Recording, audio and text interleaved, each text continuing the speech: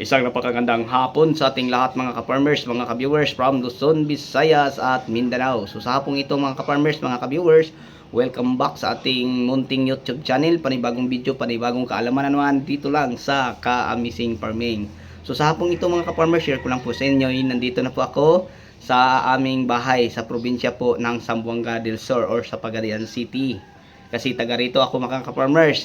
Kahit nandito ako sa bahay, tuloy pa din ang ating pagbahagi ng konting kaalaman, mga karanasan po sa pagtatanim po ng kahit anong uri ng mga pananim tulad ng mga talong, ampalaya, sili, kamatis, sitaw, watermelon, sweet corn, o kahit ano pa mga ka-farmers. So dahil po sa tagal siguro natin sa pagtatanim, may mga experience na po tayo na pwede kong ibahagi sa inyo o pwede kong i-share sa inyo.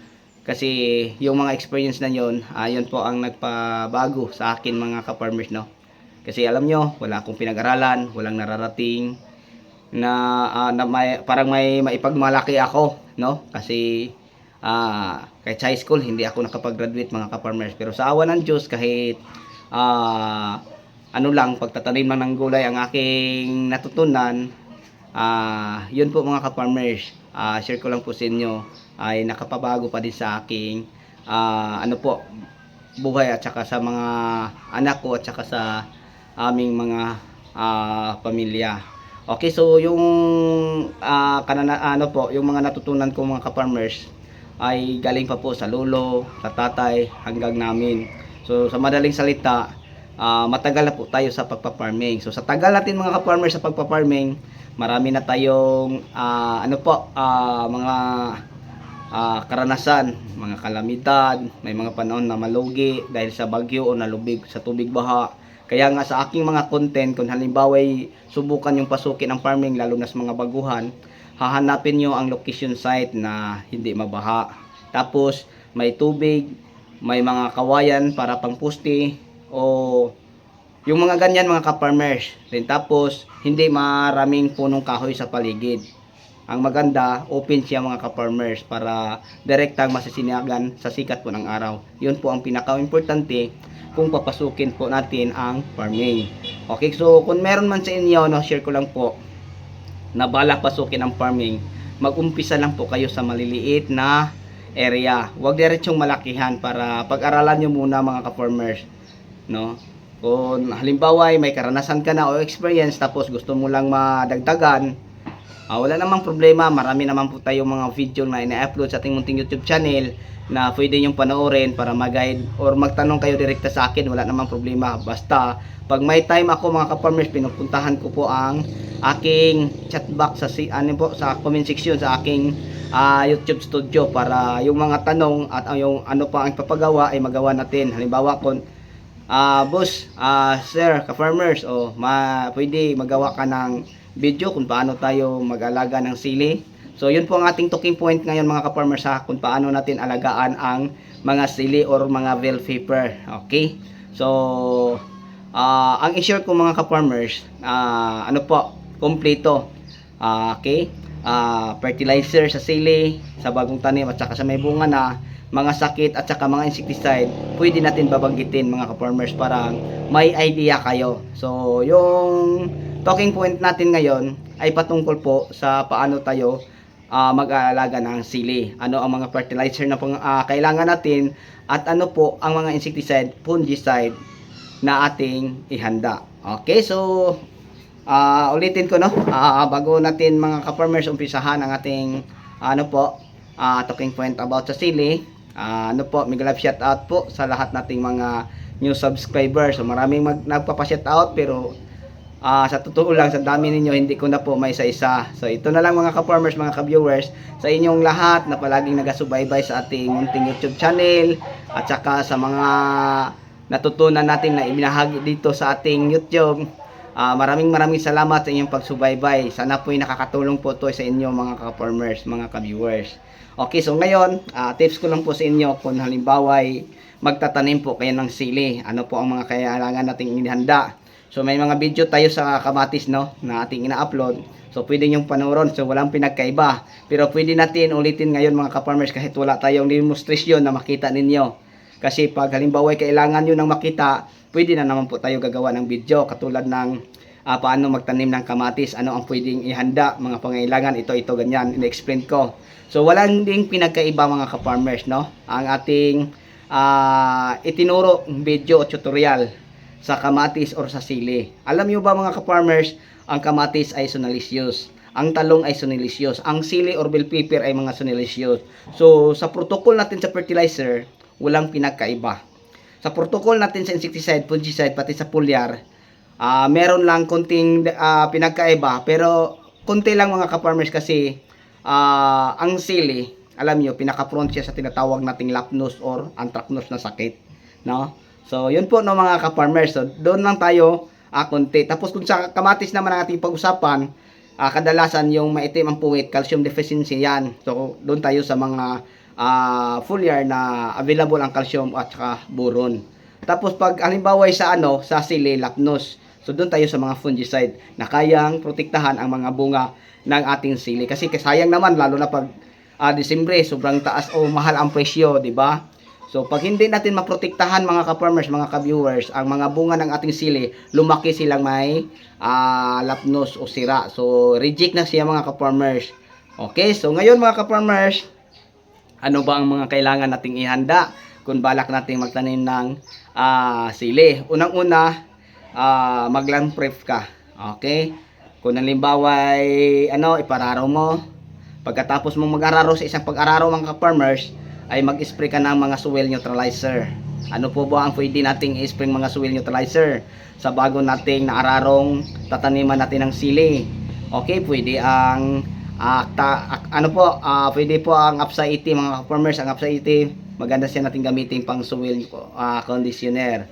Pwede po mga ka-farmers ang Husako o ang mga Vaio Agronica Plus, pwede din siya. So kung kahit ano mga ka-farmers na uri ng mga soil conditioner, mayumos man, pwede din siya natin gamitin. Okay, para po sa ating lupa na ma-neutral po. Okay, tapos mga ka-farmers, pag nakapag-lamp trip na ka, nakapag-spray na ka, pwede ka nang magpunla. So hanapin mo ang variety ng sili, kasi sili po ang request mga ka-farmers, siling hiwaga o ano ba. Kung sa panigang-sigang mga ka-farmers, hahanapin mo yung variety na patok sa market, parang hindi ka mahihirapan sa araw ng anihan, hindi ka mahirapan sa pagbenta. So yun lang po ang tip na may turo ko po sa inyo. Kasi mga ka-farmers, may mga variety na mahinang ibenta sa inyong lugar o sa bagsakan na malapit sa inyo. So magtanong-tanong ka. Halimbawa, balak mo magtanim ng sili, pumunta ka ng bagsakan at titingnan mo doon at magtanong ka, kasi maraming mga variety ng mga sigang, no, na mapagpilian. So kung ano ang pinakapatok at saka yun po ang palaging hinahanap sa mga retailer, yun po ang variety subukan mong itanim. Okay, so pag halimbawa ay may nakita ka ng magandang variety, example ko lang, hiwaga, nagustuhan mo kasi yun ang patok sa inyo. Tapos ibang lugar ay sariyot na mga sigang or ano ba, so yun po ang itanim mo. Pero halimbawa naman kung sa mga kagaya sa Luzon, malakas sa lugar ng Batangas, malakas ang mga lumi or sa mga Jollibee. So yung mga red hot, siling Taiwan, so yun po ang itatanim mo kasi may demand po siya. So yun po no mga ka-farmers, mga ka-viewers. Tapos pag makahanap ka na ng sigang o siling tingala o ano pa, tapos may variety ka na demand or hinahanap sa market sa inyo, yun ang itatanim mo. Okay, tapos mga farmers, pag makapili ka ng variety na ito ang itatanim mo, maghanap ka na po ng mga soil media, no, na patubuan mo sa inyong mga buto na napili nyong variety ng sili. Okay, pwede TS3, isang sakong TS3 mga ka-farmers, mabibili po siya halos lahat ng mga agri-supply. Tapos kumuha ka lang po ng kukufit, ilahok mo sila mga ka-farmers. Halimbawa kung meron kang mga 50 kilos, kasi 50 kilos ang isang TS3, dalawang sako ilahok mo, parang marami, parang sa susunod pwede mo ihanda. So ngayon mga ka-farmers, ito ang i-share ko sa inyo. Pwede po TS3 lahat, pero pag parang makakatipid ka sa TS3 kasi may kamahalan ng konti ang TS3, alahukan mo ng kukupit, kasi ang kukupit, ang isang sako 130 lang. So bili ka ng dalawang sako 30. So yun ang ilahok mo. Pag sariwa ang kukupit na nakuha mo ka-farmers o ka-viewers, nabalak subukan o pasukin ang pagtatanim ng mga gulay. So, ibaon mo siya sa tubig or drum. Tapos, pagkalipas ng 4 na araw, alisin mo ang tubig. Tapos, lagyan mo ng panibagong tubig, alisin. Hanggang mga 10 araw. Then, ito, makatapos sa mga 10 araw ng mga ka-farmers, ano mo siya, mga kalipas ng 5 oras, parang tuyong-tuyo na siya. Pwede mo nang ilahok ang TS3 at saka kukupit. Pagkatapos mo silang ma-mix ng maayos, ilagay mo na sa seedling tray. Okay, ano po ba ang seedling tray na ating gagamitin? Kung sa sili, 128 holes. So, yun po no mga ka-farmers ang lagyan mo ng soil media na pinaglahok-lahok mo. Okay, so lagyan mo dito ng pantay. So, tingnan mo lang ang katamtamang basa o uga. Huwag masyadong sobrang basa, huwag masyadong sobrang uga. Kasi pag kulang sa basa, hindi din sisibol ang mga buto mo. Pag sobra sa basa, ay mabubulok ang mga buto mo. So, kailangan natin matis mga kapwa ko ka-farmers. Parang matutunan yung mga ka-farmers, sa madaling salita, katamtamang basa, katamtaman ng pong uga. So, yun lang no, normal. Okay. Then, pagkatapos mga ka-farmers, ilagay mo, butasan mo ng konti, kahit yung mga dulo ng tukog, butasan mo ng konti para mailagay mo ang buto ng sili na napili mong variety sa mga holes ng inyong pagpunlaan. Pagkatapos mga ka-farmers, no, malagyan nyo ng mga buto ang bawat holes ng seedling tray nyo. Mag-spray kayo ng NutriPlant SL. Ang NutriPlant SL mga ka-farmers, mga ka-viewers, share ko lang po sa inyo, ay isa po siyang seed treatment. Makakatulong po siya mga ka-farmers para sabay-sabay sumibol po ang mga buto ng inyong siling na piling variety. Dahil po sa tulong po ng NutriPlant SL, kasi hormone siya, parang sumabay sisibol ang mga mga ka-farmers, mga buto ng mga sili natin. So, tapos lumaki siyang healthy. Then, pagkalipas mga ka-farmers, pagkatapos mo ma-sprayhan ng NutriPlant SL ang isang produkto na seed treatment, takpan natin siya ng dahon ng saging. Tapos natin matakpan mga ka-farmers, halimbawa may lamisa tayo, mas maganda may lamisa. Kasi pag hindi natin maprotektahan, kakainin o nakakawin ng mga langgam ang mga buto ng mga sili. Kakainin nila. So, mas maganda may lamisa. Tapos mga ka-farmers, once na may ilatag mo ang mga seedling tray mo sa lamisa, mag-spray ka sa ilalim or sa mga puste ng lamisa mo parang hindi aakyatin ng mga langgam kasi kakainin yan mga ka-farmers. Baka sa 4 na araw, walang nang matira sa inyo or pakpak na lang ng mga butong sili ang maiwan sa inyo. So, mas maganda na mag-spray kayo. Okay? Then, ulitin natin mga ka-farmers, pang 4 na araw, buksan natin. Magka-sprout na sila, kita natin puti, may sibol ng maliliit. Spray tayo ng NutriPlant SL. Okay. Pag aabot ng mga 10 to 12 days, pwede ka mag-spray ng Nip Ultra kung walang problema ang tumutubo mong punla ng sili. So, kailangan ba siya masikatan ng adlaw? Hindi. Meron akong na-upload na sa aking YouTube channel, yung trapa lang na parang UV na stripe. Kasi pag halimbawa ay uminit, ang init diretsong maramdaman sa sikat ng araw. Pero pag ulan, ang purpose ko, hindi lang siya diretsong mabasa sa tubig ng ulan. Kasi ang ulan, napaka-acid. Once na ang ating mga bagong sibol na punla, may diretsong mabasa sa ulan, maraming mamamatay kasi hindi na kaya makakayanin ang acid, no, sa bagong ulan. Okay? So yun po no mga ka-farmers, mga ka-viewers. Kung walang problema ang ating punlang lumalaki sa 10 to 12 days, Nip Ultra. Pero pag may problema, Actara. Kasi ang Actara isa po siyang foliar insecticide. Okay, ang benepisyo po magkuha sa ating mga bagong punla, una, paramihin ang kanyang ugat, tapos protektahan sa loob ng 21 days ang ating mga punlang na itanim. Ganyan katagal, maalis ang lason niya sa puno ng katawan sa tanim nyo ng mga punla nyong sili. Kasi sa talong o kamatis, pwede din si Actara. Kasi yun po ang aking ginagamit sa aking punla. Tapos mga ka-farmers, pag walang problema hanggang 15 days, spray ka lang ng Serenade. Ang Serenade, isa po siyang organic fungicide. Bacillus po siya. So mas maganda mga ka-farmers na may pangbakuna na po tayo. Kung wala kayong Serenade na bili, pwede ang ating Agronica Plus. Pwede din. Okay, ang dosage mga ka-farmers, may nakasulat doon. Pag halimbawa ay Serenade ang gamitin mo, 40 ml sa isang knapsack sprayer, spray mo sa 15 days na punla. Okay. Pag halimbawa ay nabili mo Bio Agronica Plus, 15 to 20 ml po sa isang knapsack sprayer. So yun po no mga ka-farmers, din hanggang 18 to 21 days, pwede na siyang itanim. Halimbawa, kung 21 days itanim, sa 20 days, kailangan mo na siyang ibaon sa mga sirinid na ilagay mo sa planggana na may 40 ml na sirinid or Bioagronical Plus na 20 ml sa planggana din na mga 20 liters tubig. Yung mga seedling tray na may mga punlang lumalaki o sumisibol doon, ibaon mo hanggang mga ganyan kalalim. Tapos mga ano lang, mga 1 minuto lang, tapos baba, hindi abutan 1 minuto. Once na mabasa na, diretso na, yun na. Tapos itanim mo. Pag maitanim mo na ka-farmers ang sili mo, 3 days after transplant, pwede ka nang magdilig ng fertilizer o gawin mo pa ang puting. Kung halimbawa ay magputing ka, pwede kang maghalo ng isang sakong Unique 16, okay, isang Mega Multiplant Vitamin, 2 Dupus, at saka 2 ding Wocosim Granule. So yung 4 na klaseng fertilizer, ilahok mo siya. Tapos sa bawat butas maglagay ka ng 10 grams, 10 grams, 10 grams bawat butas. Then 3 days after transplant, pagkatapos mga ka-farmers, 3 days after transplant, pwede mo nang diligan siya ng fertilizer. So yun nilalahok mo mga fertilizer, yun po ang lulusawin mo. Gaano po ba karami ang ating lulusawin sa isang drum na 200 liters of water?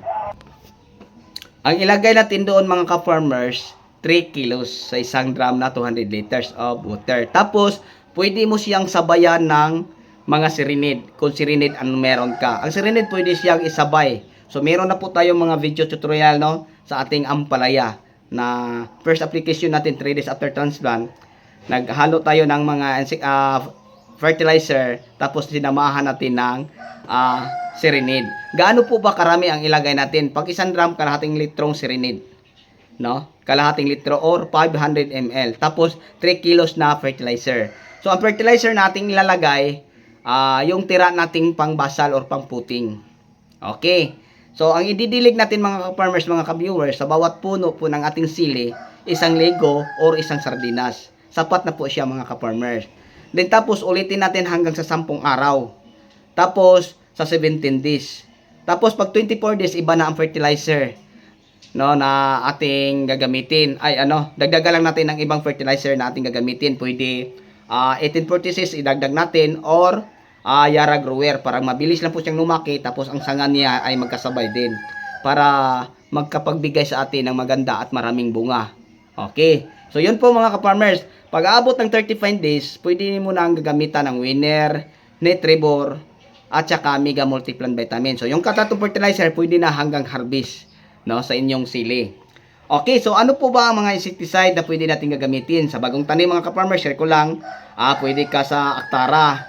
Then pagkalipas ng mga 1 linggo, mag-Privaton pwede, mag-Marshall pwede, pwede mag-Alika. So yan ganyan pwede din mga ka-farmers.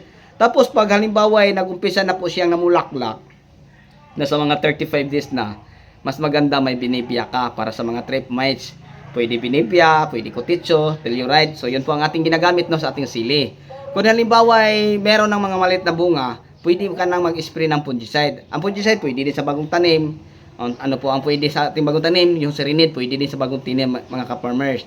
Then hanggang mga 20 days pwede din pa rin siya. Pag abot ng mga nag-umpisa na siyang namunga, doon tayo sa Amistar, pwede, Lunan Sensation, pwede, or mga Rubato. So yung mga fungicide na yun mga ka-farmers, kaya po protektahan ang ating buong katawan ng ating tanim na sili.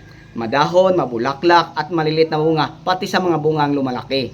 Okay, so sabayan lang po natin mga ka-farmers ng insecticide. Halimbawa, pag ang napili nating insecticide ay binibi ang ating spray, ang ating ilahok ay Purso, compatible po sila, so walang problema. Tapos foliar. Ano po ang pinakamagandang foliar? Pag halimbawa ay nag-umpisa ng namunga, share ko lang po sa inyo, Nutriplant EDGE, alternate lang po kayo ng Green Acres. So yun po mga ka-farmers, ang palagi natin ginagamit, kaya ang ating sili lumaking malusog, mabunga, at saka napakaganda ang mga bunga kasi protektado sa mga fungus, kasi nagamit tayo ng fungicide, at saka protektado pa din sa mga insecticide. Okay, so sa mga baguhan, sana po ay nakakatulong man to sa inyo. Kung nakakatulong man kayo mga farmers, paki-share na lang po, no? Kung meron man kayong ipapagawang video, paki-comment na lang po kung anong video para ano po mapag-usapan natin dito sa ating munting YouTube channel. Okay, so bago tayo magtapos, ulitin ko, mega love shoutout po sa inyong lahat. Happy watching. Sana po natutunan po ninyo ang ating binahaging kaalaman kung paano tayo magtatanim po ng sili at ano po ang mga kailangan at ating gagamitin. Okay, so sa inyong lahat, hanggang dito na lang po. Maraming salamat. God bless. Happy watching at mabuhay po tayong lahat. Bye-bye po.